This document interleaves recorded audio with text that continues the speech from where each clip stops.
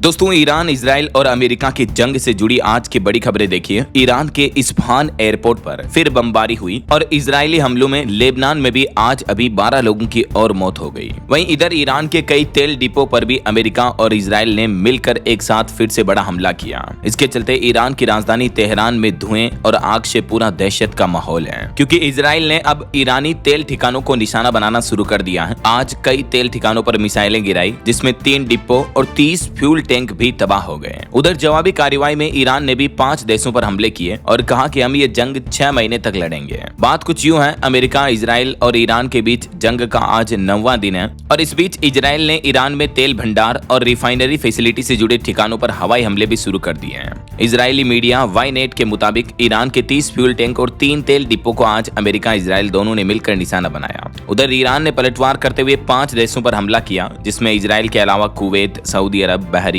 संयुक्त अरब अमीरात, यूएई वगैरह शामिल है। ईरान की जो इस्लामिक रिवोल्यूशनरी गार्ड कोर्प्स है, जिसे IRGC कहते हैं शॉर्ट फॉर्म में, उसका यह कहना है कि वे अमेरिका और इजराइल के खिलाफ 6 महीने तक जंग लड़ने में सक्षम है। यानी अभी वे ईरान भी सरेंडर करने के मूड में बिल्कुल नहीं है और ईरान अमेरिका से डर कर पीछे हटने का बिल्कुल भी नहीं सोच रहा है। ये महाविनाश की कुछ तस्वीरें देखिए आप। सबसे पहले तो डेटा देखिए कि अमेरिका, इजराइल और ईरान जंग में अब तक लगभग 1500 लोगों की मौतें हो चुकी हैं। ऑफिशियल आंकड़ों के मुताबिक 1483 है, जबकि अनऑफिशियल डेटा और भी ज्यादा हो सकता है, क्योंकि कई लोगों की डेड बॉडी भी नहीं मिली है। और ये मानचित्र में जहां जहां आप ये ब्लू एरिया डॉट देख पाओगे, वहां यूएस और इजराइल हमला कर रहा है, और जहां रेड एरिया आप देख पाओगे, वहां ईरान की ओर से जवाबी हमले किए जा रहे हैं। ईरान की तरफ से कई देशों पर हमला किया जा रहा है, जैसे Kuwait, Bahrain, Qatar, UAE, Oman, Saudi Arab, Jordan, Israel, Cyprus वगैरह पर। जबकि इधर अमेरिका के साथ इराक, लेबनान और इजराइल मिलकर ईरान पर हमला कर रहे हैं। तो कहीं ना कहीं सिचुएशन वर्ल्ड वॉर लाइक ही देखने को मिल रही है हमें, कि विश्व युद्ध जैसे हालात पैदा हो सकते हैं। और जंग के हालातों की ये कुछ फोटोज और तस्वीरें देखिए आप। इजराइल ने ईरान की राजधानी तेहरान में आज देर रात भी तेल भंडारों को निशाना बनाया, क्योंकि तेल भंडार पहले ही ज्वलनशील होते हैं और इन पर मिसाइल अटैक का मतलब ये होता है डबल धमाका, और अमेरिका इसी का फायदा उठा रहा है। और ये कुछ तस्वीरें देखिए आप। अमेरिकी राष्ट्रपति डोनाल्ड ट्रंप कुवैत में मारे गए 6 अमेरिकियों के सैनिकों के शव वापसी समारोह में लेकर आए। उनके साथ मेलानिया ट्रंप और उपराष्ट्रपति JD वेंस भी मौजूद थे। और वहीं ईरान के इस्फहान शाहिद इंटरनेशनल एयरपोर्ट के पास भी बीती 7 मार्च को कल ही धमाका हुआ। उसके बाद धमाके की फुटेज आप देख सकते हैं, और ये फुटेज है दुबई के इंटरनेशनल एयरपोर्ट पर शनिवार को हुए ईरानी ड्रोन हमले का फुटेज सामने आ रहा है, जिसमें दुबई एयरपोर्ट पर भी विस्फोट की तस्वीरें दिख रही है।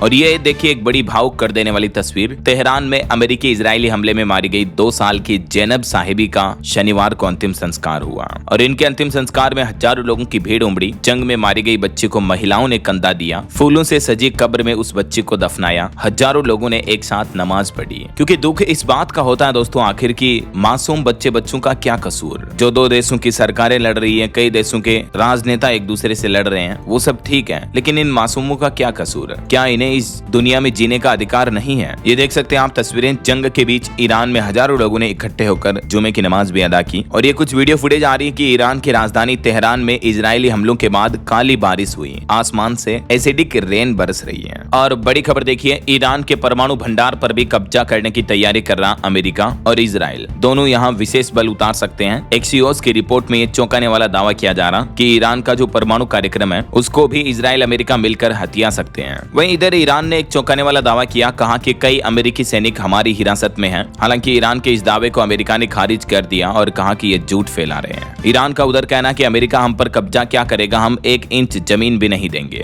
अमेरिका को ईरान ने 2 टूक जवाब दिया। पड़ोसी देशों पर हमले रोकने वाले बयान पर भी ईरान ने सफाई दी, और ईरान का कहना है कि उनके शब्दों को दुश्मनों द्वारा गलत समझा गया। ईरान अपने पड़ोसियों के साथ अच्छे संबंध बनाए रखना चाहता है, लेकिन वहां जो अमेरिकी बेस बने हुए हैं, उन पर ईरान हमला करेगा ऐसा। इधर चाइना का भी आज बयान देखने को मिला। ग्लोबल कॉन्फ्लिक्ट के बीच चाइना का कहना है भारत के लिए कि हम प्रतिद्वंदी नहीं, बल्कि हम दोनों साझेदार हैं। भारत से संबंधों पर बदले चीन के सुर। चीन के विदेश मंत्री वांग यी बोले कि टकराव से एशिया का नुकसान होता है। चीन के फॉरेन मिनिस्टर का कहना है कि हम दोनों देशों से सीमा शांति, सहयोग और ब्रिक्स में संयुक्त भूमिका बढ़ाने की कवायद करते हैं। दुनिया में चल रहे युद्ध के हालातों के बीच चाइना के विदेश मंत्री का यह बयान आज देखने को मिला। वहीं एक चौंकाने वाली रिपोर्ट आ रही कि पश्चिम एशिया में युद्ध का भारत पर क्या असर होगा, तेल गैस के लिए क्या कदम उठाए गए हैं। तो जहां एक तरफ आपको पता होगा, इन युद्ध के हालातों की वजह से दुनिया भर में क्रूड ऑयल का तो संकट चल ही रहा है। इस वजह से कई देशों में पेट्रोल डीजल भी महंगा हो चुका है। अभी एक दिन पहले मैंने आपको रिपोर्ट भी बताई थी, हमारे पड़ोसी देश पाकिस्तान में ही पेट्रोल डीजल 55 रुपए महंगा हो गया। यहाँ भी पेट्रोल का प्राइस 336, डीजल का प्राइस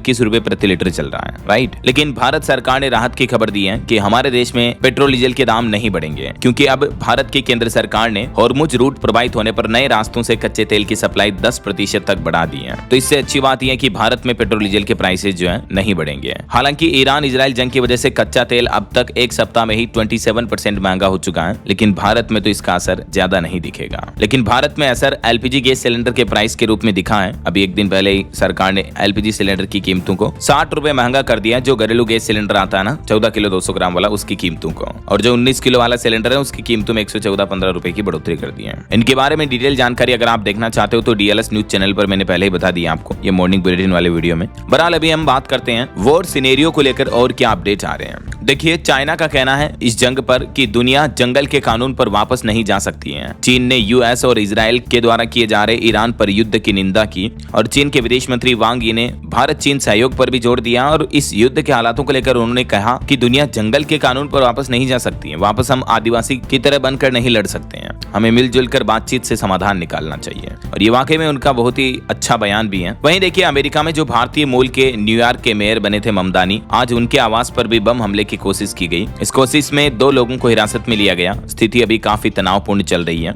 ये अमेरिका के न्यूयॉर्क शहर के मेयर हैं। और यूएस ईरान कॉन्फ्लिक्ट पर एक और बड़ी खबर आ रही कि 3 दिन में ईरान की नौसेना ने 42 जहाज नष्ट कर दिए अमेरिका के। और ईरानी परमाणु कार्यक्रम पर ट्रंप बोले कि हम तुम्हारे कार्यक्रम पर कब्जा करेंगे, लेकिन ईरान का कहना है कि हम 1 इंच 1 टुकड़ा जमीन का भी नहीं देंगे। इधर ईरान में सत्ता का भी संकट मंडरा रहा। पड़ोसी देशों से माफी के बाद भी हमले जारी हैं। तेहरान की सत्ता में बढ़ रहा अंदरूनी टकराव भी है। अमेरिका इजराइल के हमलों के बाद ईरान में सत्ता का समीकरण भी बदल गया है, क्योंकि अली खामेनेई की मौत के बाद नेतृत्व को लेकर भी अटकलें तेज हैं। उधर ईरान के राष्ट्रपति मसूद पेजेश्कियान के बयान और IRGC की प्रतिक्रिया ने भी ये सवाल खड़ा कर दिया है कि आखिर ईरान में युद्ध के असली फैसले कौन ले रहा है। तो ईरान में नेतृत्व के नए समीकरणों पर भी काफी विरोधाभास देखने को मिल रहा है। ईरान हमलों पर एक और अपडेट देखिए। ऑपरेशन 2 प्रॉमिस 4 की 27वीं स्ट्राइक की ईरान ने नए ड्रोन और मिसाइलों से अमेरिका और इजराइल के ठिकानों पर निशाना बनाया ईरान की तरफ से।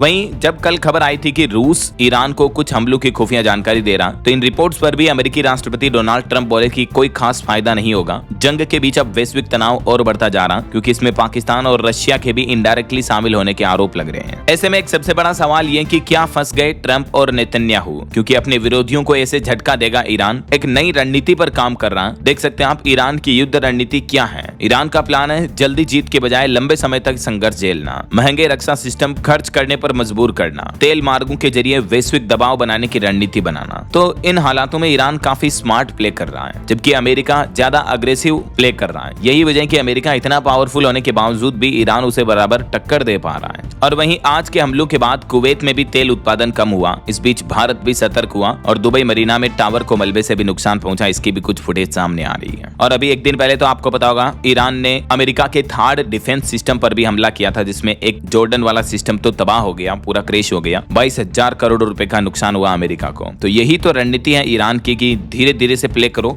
लंबा प्ले करो। जैसे क्रिकेट में स्लो रन स्कोर बनाना हो, लंबा प्ले करो, तो ऐसा। वहीं खबर आ रही कि 2 जांबाज ईरानी महिलाओं ने साझा किया दमन का दौर, न झुकी न डरी। ईरान में अपने हक के लिए महिलाओं की जंग पिछले 47 सालों से जारी है। ईरानी महिला अधिकार एक्टिविस्ट मसीहा अलीनेजाद कहती हैं कि ईरान में जारी युद्ध और संघर्ष पर हमें दर्द भी है और उम्मीद भी है। एक्चुअली क्या है कि यहाँ ईरान में कई महिलाओं पर भी अत्याचार होता है। महिलाओं पर इस तरह के उल्टे सीधे पाबंदियां लगाई जाती हैं, जैसे तालिबान लगाता है ना, वैसे ही। तो इन हालातों की वजह से जो ईरान में अभी जंग हो रही है ना, तो कई महिलाएं इससे खुश हैं और कई महिलाएं इससे दुखी भी हैं। दोनों तरफ के पक्ष हमें देखने को मिल रहे हैं। और इंटरनेशनल न्यूज पर एक और बड़ी खबर देखिए। नाइजीरिया में सैन्य कार्रवाई में 45 उग्रवादियों की मौत हो गई और केन्या में भारी बारिश की वजह से 23 लोगों की बाढ़ में जान चली गई। तो ये रहे आज की कुछ दुनिया भर की अहम बड़ी खबरें, अंतर्राष्ट्रीय न्यूज अपडेट। उम्मीद है आपको जरूर जानने मिला होगा। वैसे आप भारत में कौन से राज्य में रहते हैं, कमेंट करके बताइए। और बाकी इस वीडियो को लाइक और शेयर करना, DLS न्यूज चैनल को सब्सक्राइब करके बेल आइकन जरूर दबा देना, रोजाना ऐसी इन्फॉर्मेटिव जानकारियां, महत्वपूर्ण समाचार देखते रहने के लिए। ओके, ख्याल रखिएगा अपने आप का, अपने परिवार का। मिलेंगे अगले नेक्स्ट अपडेट में, तब तक के लिए जय हिंद, जय भारत, वंदे मातरम।